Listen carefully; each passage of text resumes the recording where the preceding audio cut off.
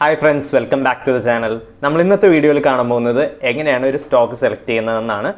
ഞാൻ ഏറ്റവും ആദ്യം ശ്രദ്ധിച്ച ഒരു കാര്യം എന്താണെന്ന് വെച്ചാൽ ഗ്രോ ആപ്പ് ഓപ്പൺ ചെയ്ത് കഴിയുമ്പോൾ നമുക്കിവിടെ ഒരു ഓൾ സ്റ്റോക്സിൻ്റെ ഒരു ഓപ്ഷൻ ഉണ്ട്. അപ്പോൾ ഓൾ സ്റ്റോക്സ് ക്ലിക്ക് ചെയ്ത് കഴിഞ്ഞാൽ നമുക്കിവിടെ ഫിൽറ്റർ അല്ലെങ്കിൽ സോർട്ട് എന്ന് പറഞ്ഞൊരു ഓപ്ഷൻ കൊടുത്തിട്ടുണ്ട്. അപ്പോൾ അത് ക്ലിക്ക് ചെയ്ത് കഴിഞ്ഞാൽ ഇതിൽ നമുക്ക് നോക്കിയാൽ കാണാം കുറേ ഫിൽറ്ററിങ് ഓപ്ഷൻസ് ഉണ്ട്. ഇപ്പോൾ അഗ്രികൾച്ചർ സ്റ്റോക്സ് ആണ് വേണമെങ്കിൽ അഗ്രികൾച്ചർ കൊടുക്കാം, പിന്നെ എനർജി സെക്ടർ ആണെങ്കിൽ എനർജി സെക്ടറിലേക്ക് പോവാം.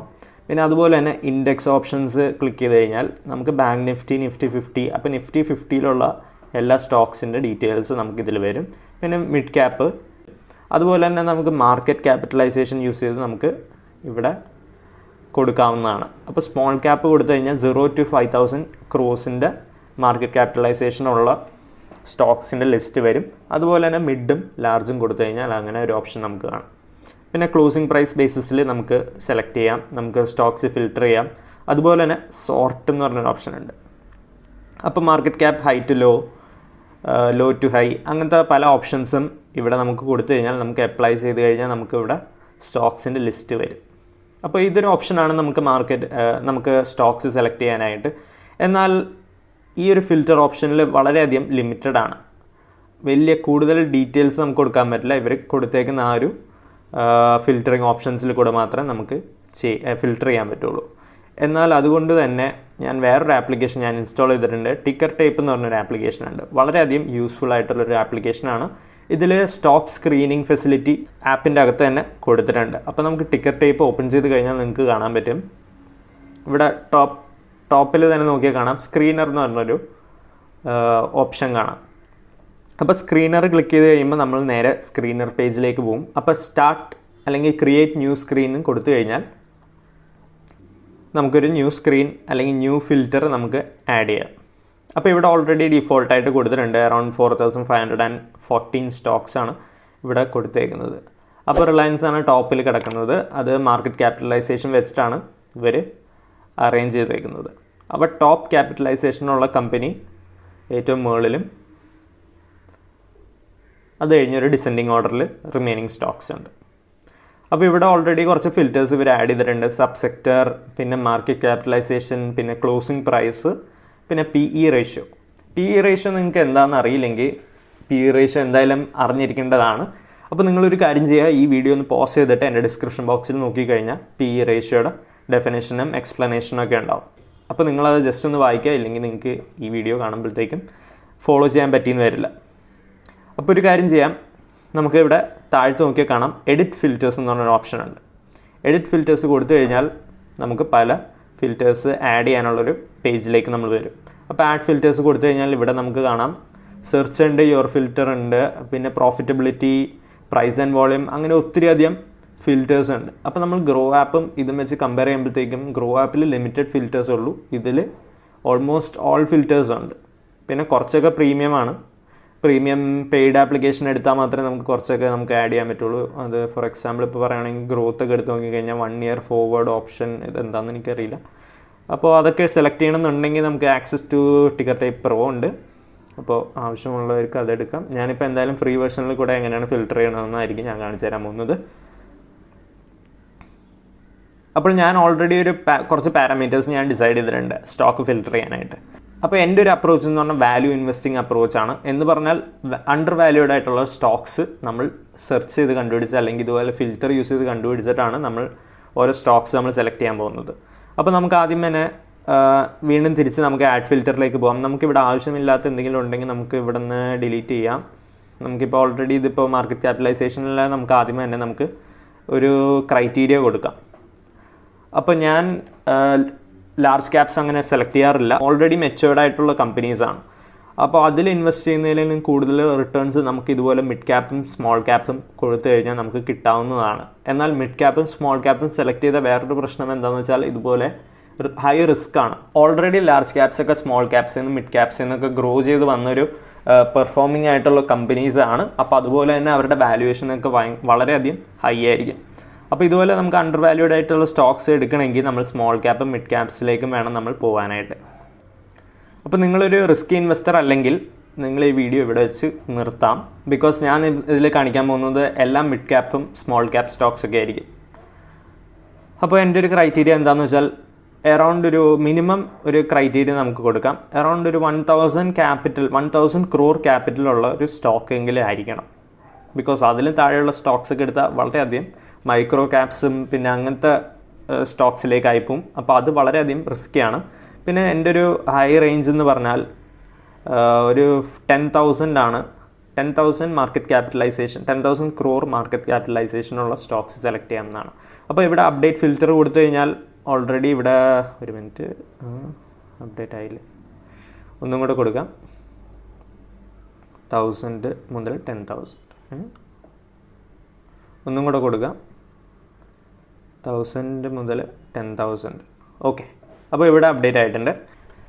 ഇനി ഒരു സെക്കൻഡ് ഫിൽറ്റർ ആഡ് ചെയ്യേണ്ടത് എന്താണെന്ന് വെച്ചാൽ ക്ലോസിംഗ് പ്രൈസ് ആണ്. അപ്പോൾ ക്ലോസിംഗ് പ്രൈസ് സെലക്ട് ചെയ്ത് കഴിഞ്ഞാൽ ഞാനൊരു മിനിമം ഒരു 3 രൂപ അല്ലെങ്കിൽ ഒരു 4 രൂപ ഉള്ള സ്റ്റോക്സ് ഒക്കെയാണ് ഞാൻ സെലക്ട് ചെയ്യാറുള്ളത്. അതിലും താഴെ പോകുന്നത് അത്രയും അഡ്വൈസബിൾ അല്ല. ബിക്കോസ് എന്തെങ്കിലും പ്രശ്നങ്ങളുള്ള കമ്പനീസൊക്കെ ആയിരിക്കും ചിലപ്പോൾ.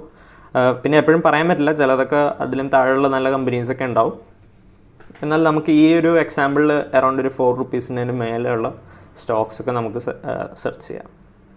അപ്പോൾ ഇവിടെ ഓൾറെഡി ക്ലോസിംഗ് പ്രൈസിൻ്റെ ഇത് ആഡ് ചെയ്തിട്ടുണ്ട്. പിന്നെ പി ഇ റേഷ്യോ നിങ്ങൾക്ക് എന്താണെന്ന് അറിയില്ലെങ്കിൽ പി ഇ റേഷ്യോ എന്തായാലും നിങ്ങൾ അറിഞ്ഞിരിക്കണം. ഞാൻ ഈ ഒരു വീഡിയോയിൽ ഞാൻ അതിനെപ്പറ്റി എക്സ്പ്ലെയിൻ ചെയ്യുന്നില്ല. ബിക്കോസ് എല്ലാം എക്സ്പ്ലെയിൻ ചെയ്ത് വരുമ്പോഴത്തേക്കും വീഡിയോ വളരെ ലെങ്തി ആയിപ്പോവും. അപ്പോൾ ഓൾറെഡി ഇവിടെ പി ഇ റേഷ്യോ -400 എന്തോ ആയിരുന്നു. അപ്പോൾ നമുക്കത് 0 മുതലുള്ള പി ഇ റേഷ്യോസാണ് നമുക്ക് സെലക്ട് ചെയ്യാൻ. പിന്നെ 984 വരെ പോകുന്ന പി ഇ റേഷ്യോസും ഉണ്ട്. എന്നാൽ അത് നമുക്ക് വിഷയമല്ല. എന്നാൽ അത് നമുക്കൊരു ഇഷ്യൂ അല്ല. നമുക്ക് എന്തായാലും അടുത്ത ഫിൽറ്റേഴ്സൊക്കെ ആഡ് ചെയ്യുമ്പോഴത്തേക്കും ഓരോ കമ്പനീസിന് നമുക്ക് അവോയ്ഡ് ചെയ്യാൻ പറ്റും. അപ്പോൾ ഇവിടെ ഓൾറെഡി ഇത്രയും ഫിൽറ്റേഴ്സ് ആഡ് ചെയ്തിട്ടുണ്ട്. ഇനി അപ്ലൈ ഫിൽറ്റേഴ്സ് കൊടുത്തു കഴിഞ്ഞാൽ 4000 കമ്പനീസിൽ നിന്ന് ഇപ്പോൾ അറൗണ്ട് 500 കമ്പനീസ് ആയി. എന്നാൽ നമുക്ക് പി ഇ റേഷ്യോ ബേസിസിൽ ടോപ്പ് ടു ബോട്ടം അല്ലെങ്കിൽ ബോട്ടം ടു ടോപ്പ് ആക്കാം. അപ്പോൾ ഇവിടെ നോക്കിയാൽ കാണാം ഒത്തിരിയധികം സ്റ്റോക്സ് ഉണ്ട്. ഇനിയും നമുക്ക് ഇത് ഫിൽറ്റർ ചെയ്യണം. ബിക്കോസ് ചില കമ്പനീസൊക്കെ ഇതുപോലെ വളരെയധികം റിസ്കി ആയിട്ടുള്ളതായിരിക്കും. അപ്പോൾ അതൊക്കെ നമ്മൾ അവോയ്ഡ് ചെയ്യാൻ വേണ്ടിയിട്ട് ഇനിയും നമ്മൾ എഡിറ്റ് ഫിൽറ്ററിലേക്ക് പോവുക. ഇനി നമ്മൾ പുതിയ ഒരു ഫിൽറ്ററാണ് നമ്മൾ ആഡ് ചെയ്യാൻ പോകുന്നത്. അപ്പോൾ പുതിയ ഫിൽറ്റർ ആഡ് ചെയ്യുമ്പോഴത്തേക്ക് ആഡ് ഫിൽറ്റർ കൊടുക്കുക. അപ്പോൾ അത് കഴിയുമ്പോൾ ഈ ഒരു പേജിലേക്ക് വരും. ഇനി നമ്മൾ ആഡ് ചെയ്യാൻ പോകുന്നത് ക്യാഷ് ഫ്ലോ ഉള്ള കമ്പനീസാണ്. എന്ന് പറഞ്ഞാൽ ഒത്തിരിയധികം ക്യാഷ് ഉണ്ടാക്കുന്ന കമ്പനീസാണ്. ഇനി നമ്മൾ ആഡ് ചെയ്യാൻ പോകുന്ന ഫിൽറ്റർ എന്താണെന്ന് വെച്ചാൽ ഫ്രീ ക്യാഷ് ഫ്ലോ ഫിൽറ്ററാണ്. എന്ന് പറഞ്ഞാൽ ഈ കമ്പനീസ് ഓപ്പറേറ്റ് ചെയ്യുന്നതുകൊണ്ട് അവർക്ക് ഫ്രീ ആയിട്ട് ക്യാഷ് ഫ്ലോ ജനറേറ്റ് ആവുന്നുണ്ടോ ഇല്ലേ എന്നാണ് നമ്മൾ ഇനി ഈ ഒരു ഫിൽറ്റർ കൊണ്ട് നമ്മൾ ഉദ്ദേശിക്കുന്നത്. എന്ന് പറഞ്ഞാൽ ആ കമ്പനീസിൻ്റെ എക്സ്പെൻസസ് ഒക്കെ കഴിഞ്ഞിട്ട് എക്സസ് ക്യാഷ് വരുന്നുണ്ടോ ഇല്ലേ എന്ന് വേണം നമുക്കറിയാൻ. അപ്പോൾ അങ്ങനത്തെ കമ്പനീസ് സെലക്ട് ചെയ്യാൻ വേണ്ടി നമ്മളിവിടെ balance sheet and cash flow എന്ന് പറഞ്ഞൊരു ഫിൽറ്ററിലേക്ക് പോയി കഴിഞ്ഞാൽ ഇവിടെ ഫ്രീ ക്യാഷ് ഫ്ലോ എന്ന് പറഞ്ഞാൽ കാണാം. ഓക്കെ, തേർഡ് ലാസ്റ്റ് ആണ്. അപ്പോൾ ഫ്രീ ക്യാഷ് ഫ്ലോ സെലക്ട് ചെയ്ത് കഴിഞ്ഞാൽ നമുക്കിവിടെ ആഡ് കൊടുക്കാം. അപ്പോൾ ഫ്രീ ക്യാഷ് ഫ്ലോയിൽ ഇവിടെ നോക്കിക്കഴിഞ്ഞാൽ ഈ നേരത്തെ കണ്ട നമ്മൾ 500 കമ്പനീസിൻ്റെ ക്യാഷ് ഫ്ലോയിനെ പറ്റി ഉള്ളൊരു ബ്രെത്താണ് ഈ കാണുന്നത്. അപ്പോൾ നമുക്കിവിടെ ഫ്രീ ക്യാഷ് ഫ്ലോ ജനറേറ്റിംഗ് ചെയ്യുന്ന കമ്പനീസ് തന്നെ വേണം. അപ്പോൾ ഇവിടെ നമുക്ക് 0 ഇട്ട് കൊടുക്കാം. 0 മുതൽ മുകളിലേക്ക് എത്ര വേണമെങ്കിലും ജനറേറ്റ് ചെയ്യുന്ന ഫിൽറ്റേഴ്സാണ് നമ്മൾ യൂസ് ചെയ്യാൻ പോകുന്നത്. അപ്പോൾ ഇവിടെ അപ്ഡേറ്റ് ഫിൽറ്റർ കൊടുത്തു കഴിയുമ്പോൾ നമുക്ക് വീണ്ടും അപ്ലൈ ഫിൽറ്ററിലേക്ക് പോകാം. നമ്മൾ വീണ്ടും 500 കമ്പനീസിൽ നിന്ന് 357 കമ്പനീസായി. എന്നാൽ ഇവിടെ നിർത്തുന്നില്ല, നമുക്ക് ഇനിയും ഫിൽറ്റേഴ്സ് ആഡ് ചെയ്യേണ്ടതുണ്ട്. നമുക്കിനി ഈ സ്റ്റോക്സിൽ ലിക്വിഡിറ്റി ഉണ്ടോ ഇല്ലയെന്ന് നമുക്കിനി തീരുമാനിക്കണം. അപ്പോൾ ലിക്വിഡിറ്റി ഉണ്ടോ ഇല്ലയെന്ന് വെച്ച് കഴിഞ്ഞാൽ ലിക്വിഡിറ്റി നിങ്ങൾക്ക് എന്താണെന്ന് അറിയില്ലെങ്കിൽ അതിൻ്റെ ഡീറ്റെയിൽസ് ഞാൻ ഡിസ്ക്രിപ്ഷൻ ബോക്സിലിടാം. അപ്പം നിങ്ങളത് ജസ്റ്റ് ഒന്ന് വായിക്കുക, എന്നിട്ട് മനസ്സിലാക്കാൻ നോക്കുക. ഇനി നമ്മൾ ആഡ് ഫിൽറ്റർ കൊടുത്തു കഴിഞ്ഞാൽ നമ്മൾ ലിക്വിഡിറ്റി അറിയണമെങ്കിൽ നമ്മൾ ഡെയിലി വോളിയൂംസിലേക്ക് പോകണം. അപ്പോൾ ഇവിടെ പ്രൈസ് ആൻഡ് വോളിയൂംസ് സെലക്ട് ചെയ്ത് കഴിഞ്ഞാൽ ഡെയിലി വോളിയം കാണാം. ഡെയിലി വോളിയം ക്ലിക്ക് ചെയ്ത് സെലക്ട് ചെയ്ത് കൊടുക്കുക. സെലക്ട് ആവുന്നില്ല, സെലക്ട് ആയെന്ന് വിചാരിക്കുന്നു, ഇല്ല, തിരിച്ചു പോവാം. ഡെയിലി വോളിയം സെലക്ട് ചെയ്തിട്ടുണ്ട്. അപ്പോൾ ഡെയിലി വോളിയം നമുക്ക് അറൗണ്ട് ഒരു 1 lakh എങ്കിലും മിനിമം ഒരു വോളിയം വേണം. 1 lakh അല്ല, ഒരു 2 lakh എങ്കിലും നമുക്ക് മിനിമം ഡെയിലി വോളിയം ഇല്ലെങ്കിൽ നമുക്ക് ട്രേഡ് ചെയ്യുമ്പോഴത്തേക്കും വളരെ ബുദ്ധിമുട്ടായിരിക്കും. അതുപോലെ തന്നെ കുറേ ASM കാറ്റഗറി അല്ലെങ്കിൽ GSM കാറ്റഗറിയിലുള്ള ട്രേഡ് ടു ട്രേഡ് സ്റ്റോക്സ് ഒക്കെ നമുക്ക് ഇതിൽ നിന്ന് അവോയ്ഡ് ചെയ്യാൻ പറ്റും ഡെയിലി വോളിയം ആഡ് ചെയ്ത് കഴിയുമ്പോൾ. അപ്പോൾ ഇവിടെ അപ്ലൈ ഫിൽറ്റർ കൊടുത്തു കഴിഞ്ഞാൽ നമുക്ക് ഡെയിലി വോളിയം ബേസിസിൽ ഇനിയും സ്റ്റോക്സ് നമ്മൾ റെഡ്യൂസ് ചെയ്തിട്ടുണ്ട്. ഇപ്പോൾ അറൗണ്ട് 178 സ്റ്റോക്സാണ് നമ്മുടെ ഈ ലിസ്റ്റിലുള്ളത്. എന്നാൽ നമുക്ക് ഇനിയും ഫിൽറ്റർ ചെയ്യേണ്ടതുണ്ട്. ഇനി എന്താ ഫിൽറ്റർ ചെയ്യേണ്ടതെന്ന് വെച്ചാൽ നെറ്റ് ഇൻകം ബേസിസിൽ നെറ്റ് ഇൻകം പോസിറ്റീവ് തന്നെ ആയിരിക്കണം. അപ്പോൾ ഇവിടെ ഇൻകം സ്റ്റേറ്റ്മെൻറ്റിലേക്ക് പോയി കഴിഞ്ഞാൽ ഇവിടെ നമുക്ക് നെറ്റ് ഇൻകം കാണേണ്ടതാണ്. ഇവിടെ 5ാമത്തെ ഓപ്ഷൻ നെറ്റ് ഇൻകം ആണ്, അത് ആഡ് ചെയ്യുക. നെറ്റ് ഇൻകം നമുക്ക് പോസിറ്റീവ് തന്നെ ആയിരിക്കണം. അപ്പോൾ ഇവിടെ -44,000 വരെ പോകുന്നുണ്ട്. അപ്പോൾ ഈ ലിസ്റ്റിലെ സ്റ്റോക്സിൽ നമുക്ക് എന്തായാലും നെറ്റ് ഇൻകം പോസിറ്റീവായിട്ടുള്ള കമ്പനീസ് തന്നെ നമുക്ക് വേണം. അപ്പോൾ അത് വെച്ച് ആഡ് ചെയ്ത് കഴിയുമ്പോൾ ഇനി അപ്ലൈ ഫിൽറ്റർ കൊടുത്തു കഴിഞ്ഞാൽ നമ്മൾ നെറ്റ് ഇൻകം ബേസിസിലും നമ്മൾ ഫിൽറ്റർ ചെയ്ത് കഴിഞ്ഞു. അപ്പോൾ ഇനിയും ആഡ് ഫിൽറ്റർ കൊടുക്കണം, നമുക്ക് ഇനിയും ആഡ് ചെയ്യേണ്ടതുണ്ട്. ഇനി നമുക്ക് EPS ആഡ് ചെയ്യണം. അപ്പോൾ ഏർണിങ്സ് പെർ ഷെയർ നമുക്ക് എവിടെ കിടക്കുന്നതെന്ന് അറിയില്ല. അപ്പോൾ ഇനി EPS എന്ന് നമ്മൾ സെർച്ച് ഓപ്ഷനിൽ കൊടുത്തു കഴിഞ്ഞാൽ EPS എന്ന് കൊടുക്കുന്നതിന് പകരം ഏർണിങ്സ് പെർ ഷെയർ എന്ന് കൊടുക്കണം. അപ്പോൾ ഏർണിങ്സ് പെർ ഷെയർ എന്ന് കൊടുത്തു കഴിഞ്ഞാൽ നമ്മൾ ആഡ് ഫിൽറ്റർ കൊടുക്കുക. ഏർണിങ്സ് പെർ ഷെയറും നമുക്ക് 0 തന്നെ വേണം, നമുക്ക് പോസിറ്റീവായിട്ടുള്ള ഏർണിങ്സ് പെർ ഷെയർ തന്നെ വേണം. ഇനി നമ്മുടെ 1 ഇയർ റിട്ടേൺസ് വേണം നമ്മൾ നോക്കാൻ. അപ്പോൾ 1 ഇയർ റിട്ടേൺസ് ഇവിടെ സെർച്ച് കൊടുത്തു കഴിഞ്ഞാൽ 1 ഇയർ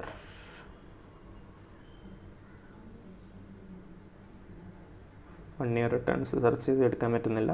പ്രോഫിറ്റബിലിറ്റി 1 ഡേ റിട്ടേൺ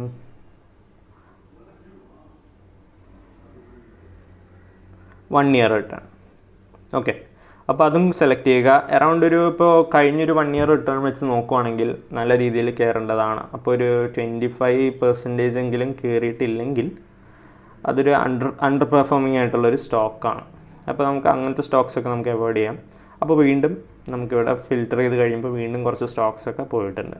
ഇനി നമുക്ക് വീണ്ടും എഡിറ്റ് ഫിൽറ്ററിലേക്ക് പോകാം. നമുക്ക് ഒരു ഫിൽറ്ററും കൂടെ ആഡ് ചെയ്യേണ്ടതുണ്ട്. അതൊരു ഇമ്പോർട്ടൻ്റ് ആയിട്ടുള്ളൊരു ഫിൽറ്ററാണ്. പ്രൊമോട്ടർ പ്ലഡ്ജ് ഡീറ്റെയിൽസ് ആണ് നമുക്ക് വേണ്ടത്. അപ്പോൾ ഒരു 50% മേലെ പ്രൊമോട്ടേഴ്സ് പ്ലഡ്ജ് ചെയ്തിട്ടുണ്ടെങ്കിൽ സ്റ്റോക്സ് എന്ന് പറഞ്ഞാൽ അവരുടെ സ്റ്റോക്സ് പണയം വെച്ചിട്ടുണ്ടെങ്കിൽ നമുക്ക് അങ്ങനത്തെ സ്റ്റോക്സൊക്കെ നമ്മൾ അവോയ്ഡ് ചെയ്യേണ്ടതാണ്. അപ്പോൾ ഇവിടെ ആഡ് ഫിൽറ്റർ കൊടുത്തു കഴിഞ്ഞാൽ പ്രൊമോട്ടർ പ്ലഡ്ജ് നമുക്ക് കാണാം. അപ്പോൾ 0 to 98.88 ആണ് വരുന്നത്. അപ്പോൾ നമുക്ക് ഈ ഹയസ്റ്റ് വാല്യൂ നമുക്ക് 50 ആക്കാം. എന്ന് പറഞ്ഞാൽ 50%-ൽ താഴെ.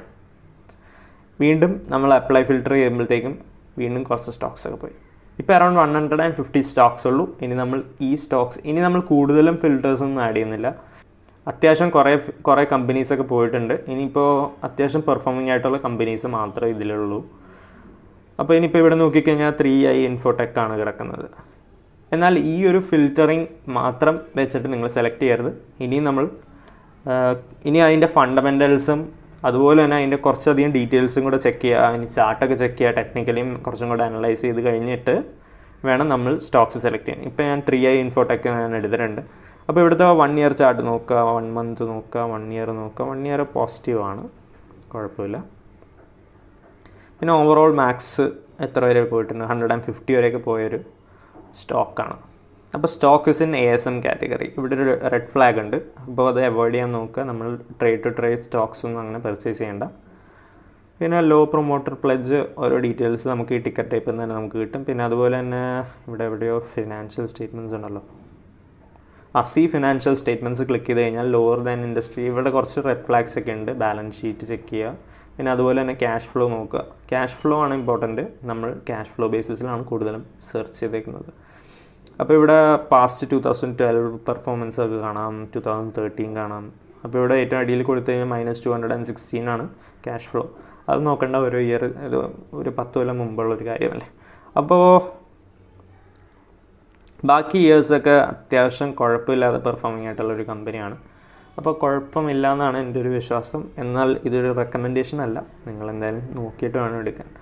അപ്പോൾ അതുപോലെ തന്നെ റേഷ്യോ ഒന്നും കൂടെ നിങ്ങൾ കൺഫേം ചെയ്യേണ്ടതുണ്ട്. ബിക്കോസ് ഇവിടെ കൊടുത്തേക്കുന്ന റേഷ്യോ ഇപ്പോഴത്തെ ലേറ്റസ്റ്റ് ഒരു ഫിനാൻഷ്യൽ സ്റ്റേറ്റ്മെൻറ്റ് വെച്ചിട്ടുള്ളൊരു റേഷ്യോ ആണ് ഇവർ പ്രൊവൈഡ് ചെയ്യുന്നത്. എവിടെ റേഷ്യോ? അതെ, അങ്ങനെയാണ് പ്രൊവൈഡ് ചെയ്യുന്നത്. എന്നാൽ മണി കൺട്രോളിൽ അങ്ങനെയല്ല. എന്നാൽ നമുക്ക് മണി കൺട്രോൾ എന്ന് പറഞ്ഞ വേറൊരു ആപ്ലിക്കേഷൻ ഉണ്ട്. മണി കൺട്രോളിലേക്ക് പോയി കഴിഞ്ഞാൽ ഇതാണ് മണി കൺട്രോളിൻ്റെ ഹോം പേജ്. അതിന് മുമ്പ് നമുക്കൊരു സ്റ്റോക്ക് സെലക്ട് ചെയ്യാം. അവൻറ്റി ഫീഡ്സ് നോക്കാം. അവൻറ്റി ഫീഡ്സിൻ്റെ ഇവിടുത്തെ റേഷ്യോ കൊടുത്തേക്കാൻ 23.96 ആണ്. നമ്മൾ റേഷ്യോ സെലക്ട് ചെയ്യുമ്പോഴത്തേക്ക് എപ്പോഴും സെക്ടർ അല്ലെങ്കിൽ ഇൻഡസ്ട്രിയൽ റേഷ്യോയിലും താഴെ വേണം നമ്മൾ ഓരോ സ്റ്റോക്സ് സെലക്ട് ചെയ്യാനായിട്ട്. അതായിരിക്കും അങ്ങനത്തെ സ്റ്റോക്സ് ആയിരിക്കും അണ്ടർ വാല്യൂഡ് ആയിട്ടുള്ള സ്റ്റോക്ക്. ഓക്കെ, അപ്പോൾ ഞാൻ പറഞ്ഞ പോലെ നമുക്ക് പി റേഷ്യോ ഒന്ന് മണി കൺട്രോളിൽ വെച്ചിട്ട് നമുക്കൊന്ന് സെർച്ച് ചെയ്ത് നോക്കാം. അപ്പോൾ മണി കൺട്രോളിൽ എടുത്തു കഴിഞ്ഞാൽ അവൻറ്റി ഫീഡ്സ് സെർച്ച് ചെയ്യാം. അപ്പോൾ ഇവിടെ അവൻറ്റി ഫീഡ്സ് എന്ന് കൊടുത്തു കഴിയുമ്പോൾ സെർച്ചിൽ വരും. അപ്പോൾ ഇവിടെ നോക്കിക്കഴിഞ്ഞാൽ ഇൻഡസ്ട്രി പി 22.53 ആണ്. ഇവിടെ സെക്ടർ പി കൊടുത്തേക്കുന്നത് 46.20 ആണ്. അപ്പോൾ ഇൻഡസ്ട്രി പി കുറവാണെന്നാണ് മണി കൺട്രോളിൽ കാണിക്കുന്നത്. അപ്പോൾ ഈ മണി കൺട്രോളിൽ പി കൊടുത്തേക്കുന്നത് എനിക്ക് തോന്നുന്നു 4 ക്വാർട്ടേഴ്സിൻ്റെ ആവറേജ് ആണെന്ന് തോന്നുന്നു. അപ്പോൾ അതുകൊണ്ടാണെന്ന് തോന്നുന്നു അവിടെ വ്യത്യാസം വന്നേക്കുന്നത്. എന്നാൽ മണി കൺട്രോളിലും കൂടെ ഒന്ന് സെർച്ച് ചെയ്യുക, ഫിനാൻഷ്യൽ സ്റ്റേറ്റ്മെൻറ്റ്സൊക്കെ ഒന്ന് നോക്കുക. രണ്ടും പോസിറ്റീവായിട്ട് കാണിക്കുവാണെങ്കിൽ നിങ്ങൾ ഈ സ്റ്റോക്ക് സെലക്ട് ചെയ്യാം. പിന്നെ വേറൊരു കാര്യം ശ്രദ്ധിക്കേണ്ടത് എന്താണെന്ന് വെച്ചാൽ നമ്മൾ ഒരു സ്റ്റോക്ക് സെലക്ട് ചെയ്തിട്ട് ഇത്രയും നമ്മൾ ഫിൽറ്റർ ചെയ്തിട്ട് ഒരു സ്റ്റോക്കിലേക്ക് മാത്രം നമ്മൾ ഇൻവെസ്റ്റ് ചെയ്യാതിരിക്കുക. നമ്മൾ മൾട്ടിപ്പിൾ സ്റ്റോക്സിലേക്ക് സെലക്ട് ചെയ്യുക. നോർമലി ഇതിപ്പോൾ സ്മോൾ ക്യാപ്സും മിഡ് ക്യാപ്സും ആയതുകൊണ്ട് നമ്മൾ കൂടുതലും ഒരു 7 to 15 കമ്പനീസെങ്കിലും നിങ്ങൾ സെലക്ട് ചെയ്യണം. മിനിമം ഒരു 7 കമ്പനീസിലെങ്കിലും ഇൻവെസ്റ്റ് ചെയ്യുക. ഇതുപോലെ എല്ലാം ചെക്ക് ചെയ്തിട്ട് ഫിനാൻഷ്യൽ ട്രെൻഡ്സൊക്കെ നോക്കുക. ഇതൊക്കെ ഇപ്പോൾ ഇങ്ങനത്തെ സ്റ്റോക്സൊക്കെ എടുത്തു കഴിഞ്ഞാൽ ഇതൊക്കെ അപ് ട്രെൻഡുള്ള സ്റ്റോക്സാണ്. പിന്നെ അതുപോലെ തന്നെ ഇവിടുത്തെ കുറച്ച് ഇൻഡിക്കേഷൻസ് ഉണ്ട്, dividend returns, entry point, not a good time to invest. അപ്പോൾ അതൊക്കെ എല്ലാം ഗ്രീൻ ആണെങ്കിൽ ഇൻവെസ്റ്റ് ചെയ്യുക. അപ്പോൾ അങ്ങനെ ഒരു വാല്യൂ ഇൻവെസ്റ്റിംഗ് അപ്രോച്ചാണ് നിങ്ങൾ ചെയ്യുന്നതെങ്കിൽ നിങ്ങൾക്കും ഇതുപോലെ നല്ല റിട്ടേൺസൊക്കെ കിട്ടുന്നതാണ്. അപ്പോൾ നമ്മൾ ഈ ഫിൽറ്റേഴ്സൊക്കെ യൂസ് ചെയ്ത് ഓരോ സ്റ്റോക്സ് സെലക്ട് ചെയ്യുമ്പോഴത്തേക്കും നമ്മൾ ശ്രദ്ധിക്കേണ്ട ഒരു കാര്യം എന്താണെന്ന് വെച്ചാൽ ഇതൊരിക്കലും നമുക്ക് ഗ്യാരണ്ടീഡ് ആയിട്ടുള്ള ഒരു റിട്ടേൺസ് തരുന്ന സ്റ്റോക്സ് ഒന്നുമല്ല.